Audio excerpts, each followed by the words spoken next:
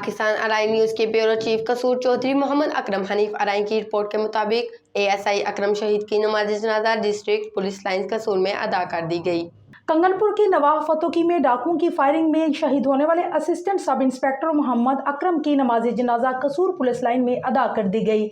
नमाज जनाजा में IG पंजाब उस्मान अनवर, RP शेखपुरा, बाबर सरफराज और DPO तारक अजीज संधू समेत सेशन जज कसूर, डिप्टी कमिश्नर मोहम्मद अरशद भट्टी, सदर बार व जनरल सेक्रेटरी बार ने भी शिरकत की।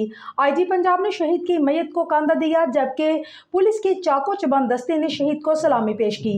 इस मौका पर IG पंजाब शहीद के जस्ते खाकी और बच्चों को देखकर आपदीदा हो गए। उनका कहना था कि डाकुओं लुटेरों के खिलाफ सीसा प्लाई दीवार बनकर खड़े हैं। ताबूत में लेटे इस शहीद के वर्सा से पूछें, हम अमन के लिए क्या क्या कुर्बानियां देते हैं। हम शहीद के बच्चों के लिए शोहदा पैकेज और नौकरी भी देंगे।